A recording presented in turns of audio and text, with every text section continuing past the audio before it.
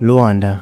Mazungumzo yanayolenga kurejesha amani mashariki mwa Jamhuri ya Kidemokrasia ya Kongo DRC kati ya viongozi wa muungano wa waasi wa Alliance Fleuve Congo AFC au M23 na Rais Felix Tshisekedi yatafanyika March 18, 2025. Taarifa ya kufanyika mazungumzo hayo ilitolewa na ikulu ya Angola jana jioni kuwa mazungumzo hayo yatafanyika jijini Luanda nchini humo, ambapo viongozi wa pande hizo watakutanishwa kwa mara ya kwanza nchini humo. Juzi Jumanne, marais Felix Tshisekedi na Joao Lourenço walikutana mjini Luanda katika kile kinachotajwa ni kutafuta mwarobaini wa mzozo huo. Angola, ambayo ni mpatanishi katika mgogoro unaoendelea mashariki mwa DRC, ilitangaza nia yake ya kuanzisha mazungumzo kati ya serikali ya Rais Felix Tshisekedi na kikundi cha waasi cha M23. Hata hivyo, tangazo hilo linazua maswali miongoni mwa jamii ya kimataifa, japo ofisi ya rais wa DRC ilithibitisha Jumatano jioni kwamba tayari imepokea mwaliko. Jitihada za awali za mazungumzo ya amani yaliyosimamiwa na Angola yameshindwa kusitisha mapigano kati ya jeshi la ulinzi la DRC FARDC katika eneo lenye hali tete la DRC linalokabiliwa na mapigano kati ya makundi mbalimbali yenye silaha. Lakini siku ya Jumanne, Angola ilisema pande hizo mbili zilikubaliana kuja kwenye meza ya mazungumzo baada ya rais wa DRC Felix Tshisekedi kujadili mzozo huo na wenzake wa Angola Joao Lourenço.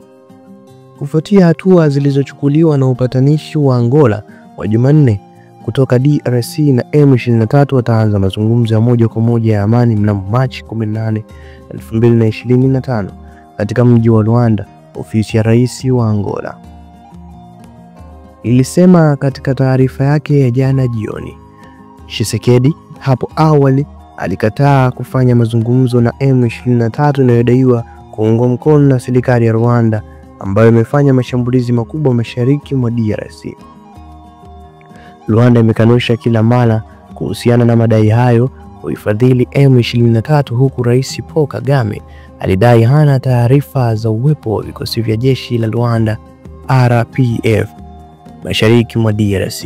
Tangu mapema Januari, M23 waliteka mji mkubwa wa mashariki mwa DRC, hususan makao makuu ya jimbo la Kivu Kaskazini, Goma na Bukavu, ambayo ni makao makuu ya Kivu Kusini, huko hofu ikitanda wakati huo ambao wanatajwa kusonga mbele kuelekea Uvira. Katika chapisho lake lenyewe kwenye mtandao wa X, kiongozi wa M23 Bertrand Bisimwa alijigamba kwamba wamefaulu kulazimisha Tshisekedi kwenda kwenye meza ya mazungumzo na kuliita chaguo pekee la kistaarabu la kutatua mgogoro uliopo.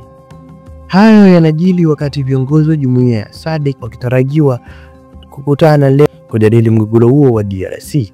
Serikali ya Rais Tshisekedi imesema takriban watu 7,000 wamefariki kutokana na mgogoro huo tangu Januari. Wiki iliyopita, shirika la wakimbizi la Umoja wa Mataifa liliripoti kwa karibu watu 80,000 wamekimbia nchi hiyo kutokana na mapigano. Tangu Januari, watu 61,000 wamewasili nchi jirani ya Burundi, kulingana na naibu mkurugenzi wa ulinzi wa kimataifa wa shirika hilo, Patrick Eba. M23 ni mojawapo ya makundi karibu 100 yenye silaha yanayopigana kudhibiti rasilimali mashariki mwa DRC, eneo lenye hifadhi kubwa za madini ya kimkakati kama vile coltan, cobalt, aluminium na lithium. Majirani wa DRC wakiwemo Burundi na Uganda wana wanajeshi na majeshi yao mashariki mwa DRC, hali inayoongeza hofu ya vita vya kikanda ambavyo vinaweza kufanana na vita vya DRC vya miaka ya 1990 na mapema 2000 vilivyoua mamilioni ya watu. Asante mtazamaji, ulikuwa nami G Venga hapa ndani Kiswahili TV. Naam, karibu sana. Usiache kuendelea kutufuatilia ndani ya channel yetu pendwa kabisa ya Kiswahili TV kwa kubonyeza alama nyekundu ambayo chini ya video hii kwa hakika zaidi wa kuendelea kupata taarifa zetu kila siku. Lakini kama una maoni yote kuhusiana na hili, unaweza ku drop a comment down, alafu mimi nitapita nayo baadaye.